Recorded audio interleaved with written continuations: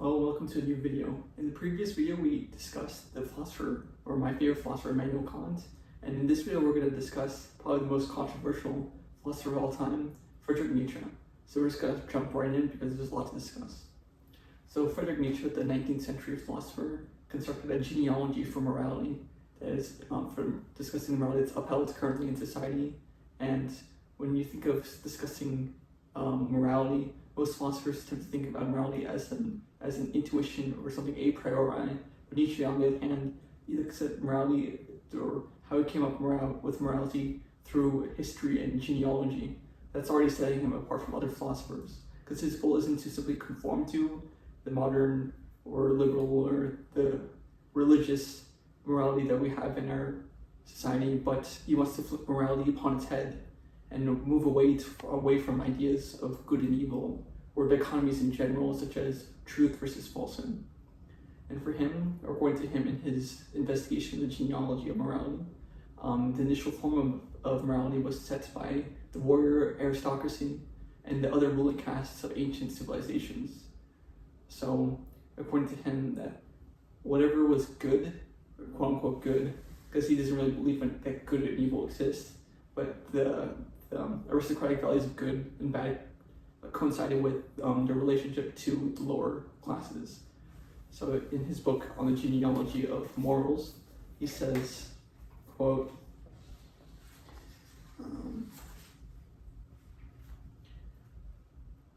for the judgment good did not originate among those to whom goodness was shown. Rather, it has been the good men themselves, that is, the noble, the powerful, those of high degree, the high-minded, those who have felt themselves were good, and that their actions were good.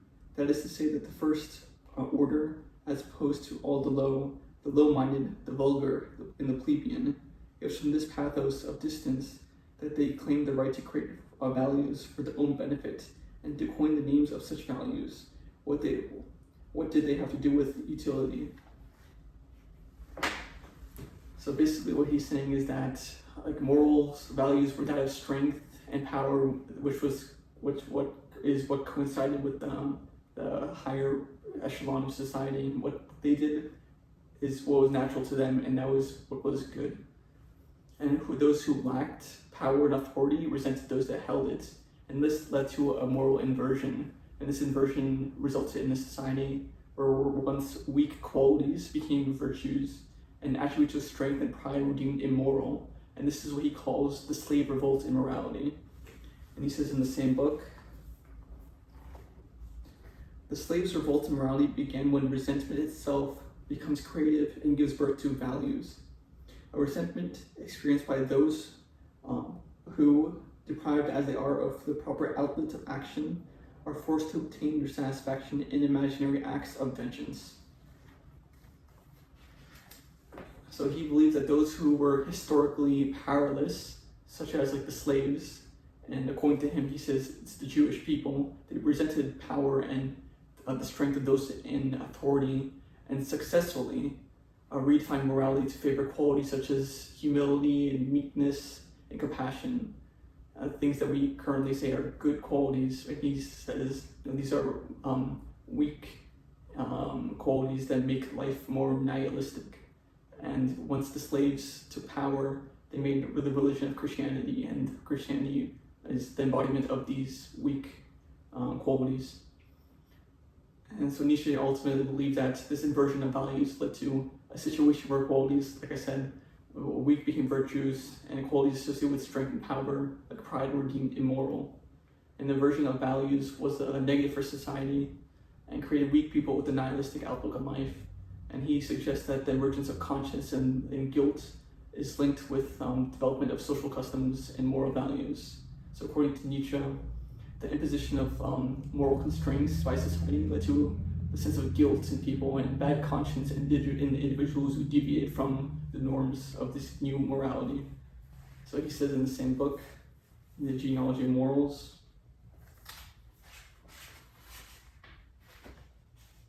I regard bad conscience as a serious illness to which man was bound to succumb under the stress of the most radical changes which he has ever experienced. The change which occurred when he found himself finally imprisoned by those strictures imposed by him by society to establish and preserve peace. And he also states in the same book, or it was a different book, it's called Daybreak. It's one of his, I think it's one of his later books, but he basically says that the tradition as we know it isn't followed because it's helpful, but it's followed simply because it commands. And the bad consciousness found in religion in general, and especially Christianity, according to him, it claimed that humans were sinful by nature, and that led to self-torture of the self. Sounds a bit redundant, self-torture of the self, but it's okay. He says in Genealogy of Morals that it was this desire for self-torture and the savage who suppresses his cruelty because he was forced to contain himself, incarcerated as he was in the States as part of his taming process, who invented bad consciousness as to hurt himself. After the more natural outlet for this desire to hurt had been blocked, in other words, this man of bad conscience armed himself with the religious precepts as so to carry his martyrdom to its ghastly extreme. Indebtedness to God, this time becomes his instrument of torture. He takes God as the most extreme antitheses that he can find to his own characteristics and his unsurpassable animal instincts. He himself gives a new interpretation to these animal instincts as being sins before God. So he also talks about this thing called, or this concept called the Übermensch, and it's very central to his philosophy. The Übermensch is also known as the Overman or the Superman. It's basically an individual who rises above these social constraints that we're talking about, and they create this Übermensch creates his own values based on strength, creativity, and self-mastery. And this figure departs from the constraints of conventional morality. And in his book, it's probably his magnum opus, the book Zarathustra, Nietzsche writes that, God, this famous quote you've probably heard before, that God is dead and God remains dead and we killed him. And this statement basically reflects that decline of religious influence on society and the need for new values to fill the void. So Nietzsche portrayed Zoroaster as the ideal man or the Übermensch, and due to his negative outlook on the morals of Christianity, crafted a counter gospel in his book basically, and that it's Zarathustra basically represents an opposite figure of Christ, and it's also called the last man. And he says in the book, talking about the idea of the Übermensch in the prologue, that I teach you the Superman. Man is something that should be overcome. What have you done to overcome him? All creatures hitherto have created something beyond themselves. And do you want to be the ebb of this great tide and return to the animals rather than overcome man? What is ape to men, a laughing stock, or a painful embarrassment? And just so shall man be to the Superman, a laughing stock, or a painful embarrassment. So Nietzsche also introduced the idea of something he calls the eternal reoccurrence, and that basically that everyone is living the same lives over and over and over again repeatedly and for eternity. And he encouraged individuals to embrace it, and that the individuals should live in a way that they wouldn't want to relive their lives endlessly and avoid falling into nihilism. And he says in the book, The Gay Science, I don't have it on me, but I have the Cambridge companion to Nietzsche. And he says, what if someday or night a demon were to steal after you in your loneliest loneliness and say to you, this life as you now live it and have lived it, you will have to live it once more and innumerable times more. There'll be nothing new in it, but every pain and every joy and every thought and sigh, and eventually everything small or greater in your life will have to return to you in the same succession and sequence. Would you not throw yourself down and gnash your teeth, and curse the demon who thus spoke? Or have you once experienced a tremendous moment when you would have answered him, you are God, and never have heard anything more divine? That's something to think about. How would you react if a demon was to tell you these? And so he also explores the concept of the power to will, which represents the continual effort to overcome obstacles that gets in one's way, and overcoming oneself in pursuit of one's goals and values. And that man is also cruel and wants to enact his cruelty. And this is what I was kind of talking about earlier with the bad consciousness, that man would inflict pain upon himself because he can't inflict pain upon others, because man wants to inflict pain, and if he can't do it on others, he gets at least some pleasure by inflicting pain upon himself. And he believes that this concept is inherent in humans and must not be suppressed. And that true power is that of like a Roman emperor, for example. Whenever he wants, he gets something instantaneously. And contrast this with the slave or the philosopher, for example. The slave or the philosopher must argue for their rights, since they have no real true power. And this is why he attacks pretty much all like the major philosophers until this time, like such as Aristotle, Plato, even Kant, who we talked about in the previous video. And truth isn't something that philosophers attempt to seek. Instead, it's power, and that the world is just a struggle of competing wills, and this applies to you and me as well. And he says in his other book, Beyond Good and Evil, he states,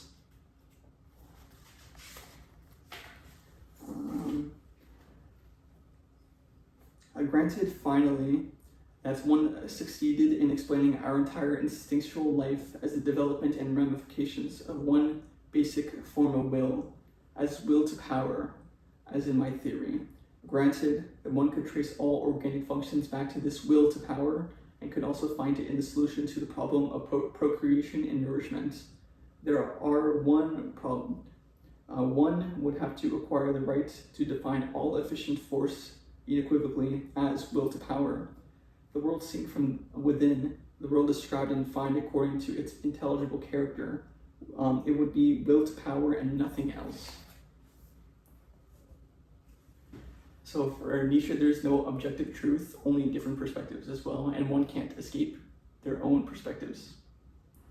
And Nietzsche said that the wisest philosophers all claim that life isn't worth living and full of suffering. And he's probably alluding to Arthur Schopenhauer, which he quite frequently followed in his philosophy early in his career, but later departed from him.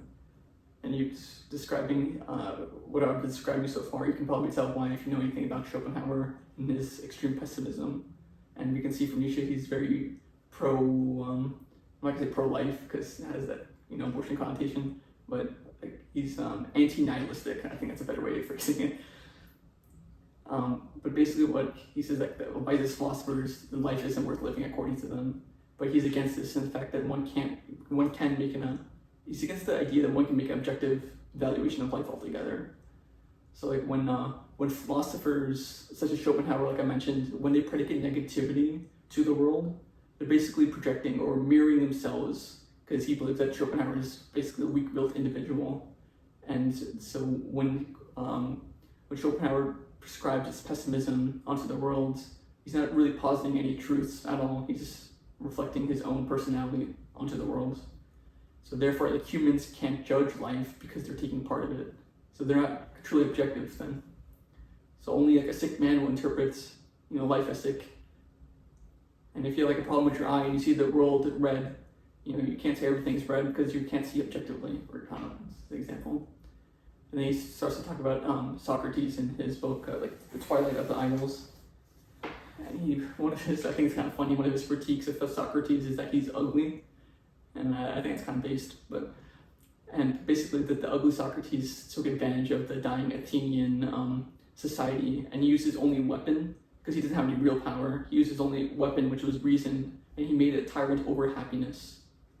But however, like what Socrates preached turned away from natural human instinct, and this is like for Nietzsche the definition of true delusion.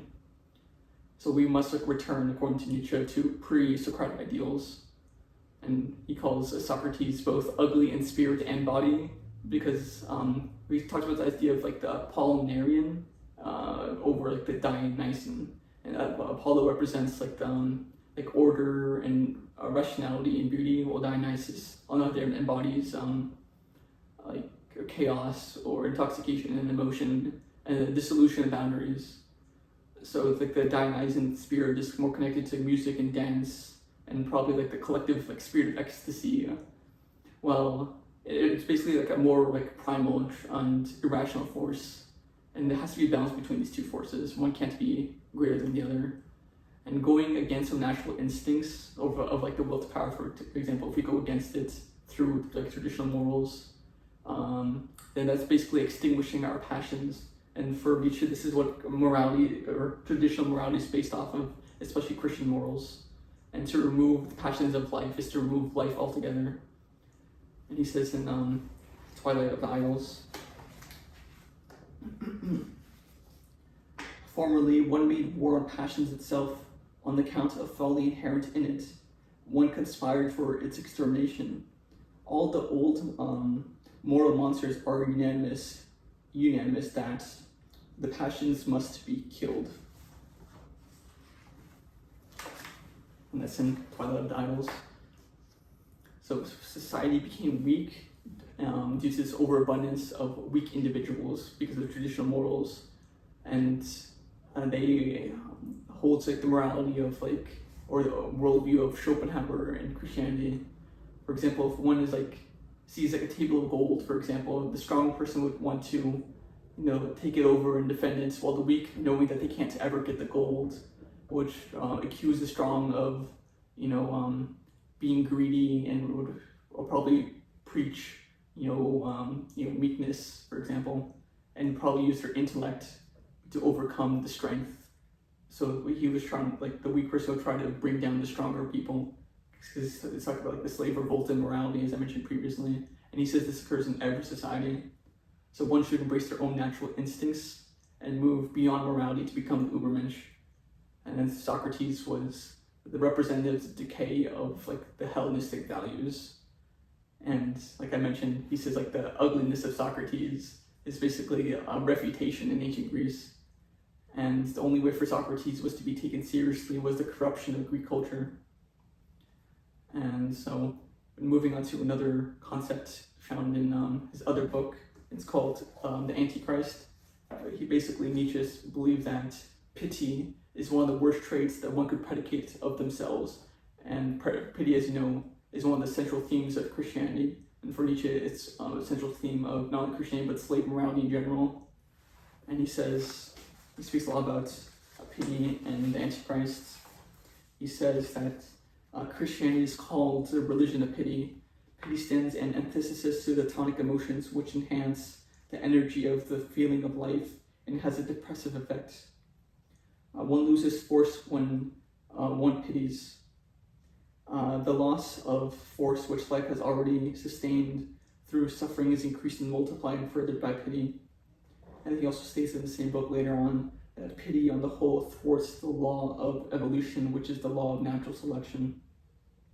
And he also says, a few lines down, that life is denied and made more worthy of denial by pity, and pity is practically nihilism.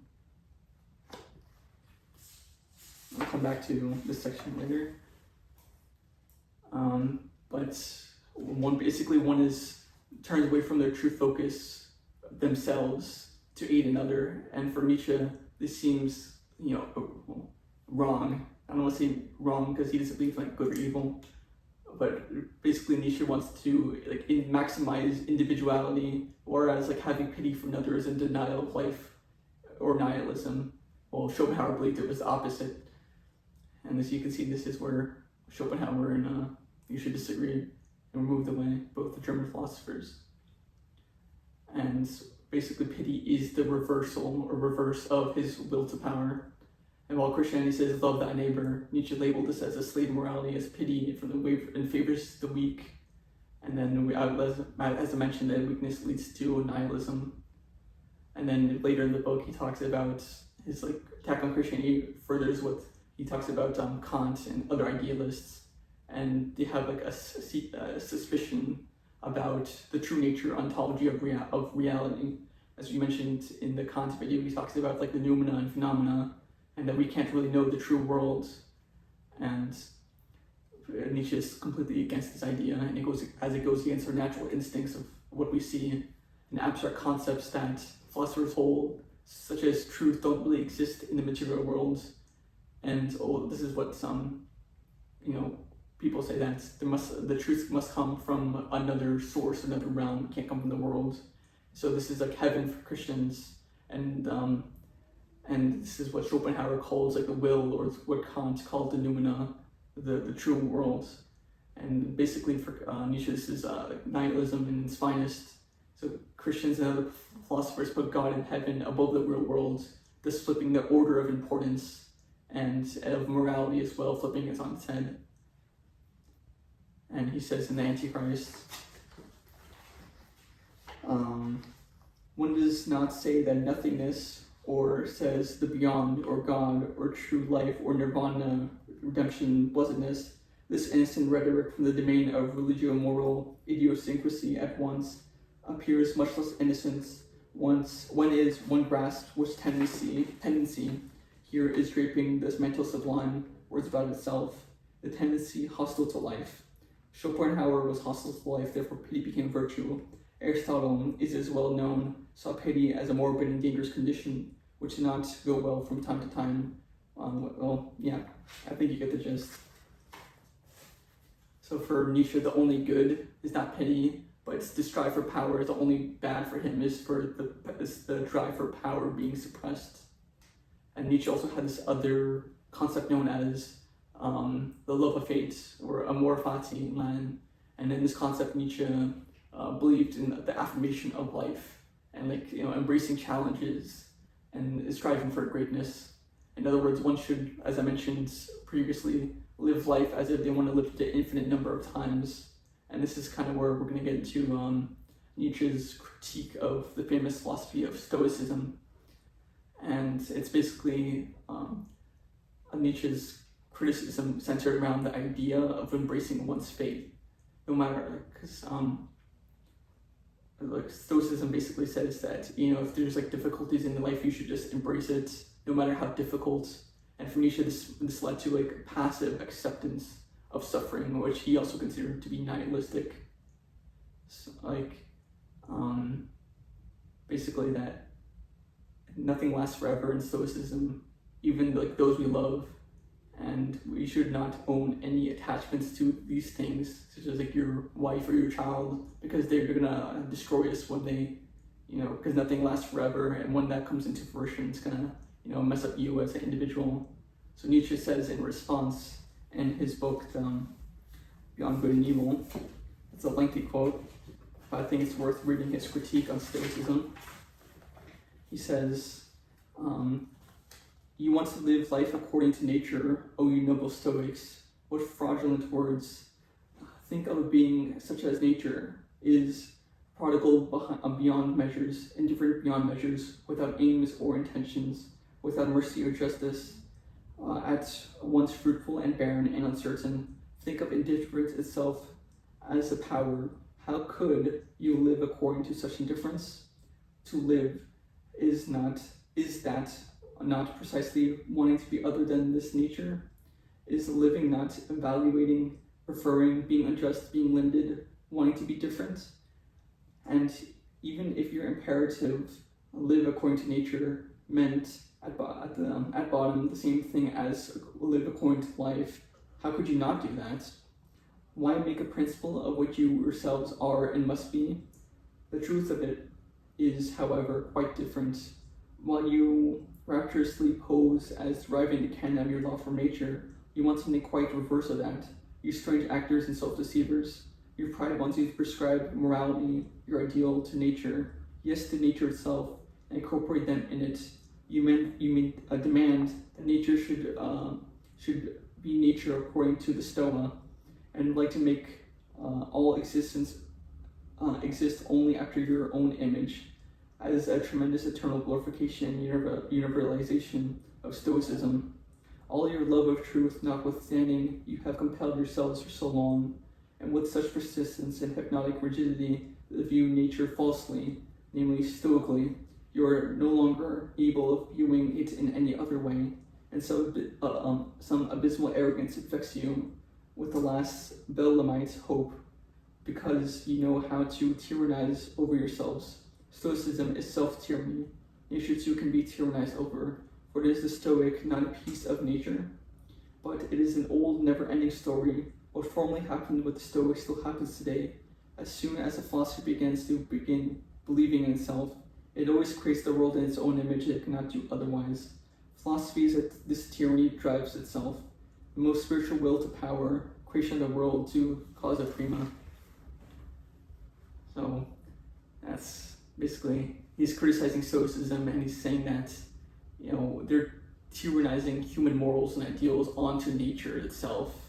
And he's basically challenged the Stoic beliefs to believe in indifference as a power, and he argues that humans are not indifferent, but they should strive to be different from nature. To truly value nature, you must be different from it. And he basically accused the Stoics of, suffering from a self-delusion. And he argues that they have deluded themselves as Stoics into believing that they could dictate morals and ideals to nature. And this delusion arises from the innate human desire to impose their meaning onto the world. It's kind of like his will to power, as mentioned earlier. So when humans are imposing their will to power onto the world, they're basically forcing nature to conform to their notions of right and wrong. And basically for him, this would lead to, this indifference of the Stoics would lead to nihilism. But on the other side of the coin, at least Stoicism still has some virtue in it, because instead of looking to heaven, the Stoics still looks in themselves as a resolve. And that's basically Nietzsche's philosophy in a nutshell. And hopefully that made sense to you. And as I recommend for every single philosophy book except for Kant, I would recommend going to the primary resources and reading them yourselves. But if you're new to philosophy, I'd probably recommend starting with the Greeks, or starting with Descartes, and just working your way up. As Nietzsche, as you can probably tell, flips philosophy on its head, and he's probably the most controversial philosopher there is. So that's basically the end of the video, and don't forget to like and subscribe and share the video.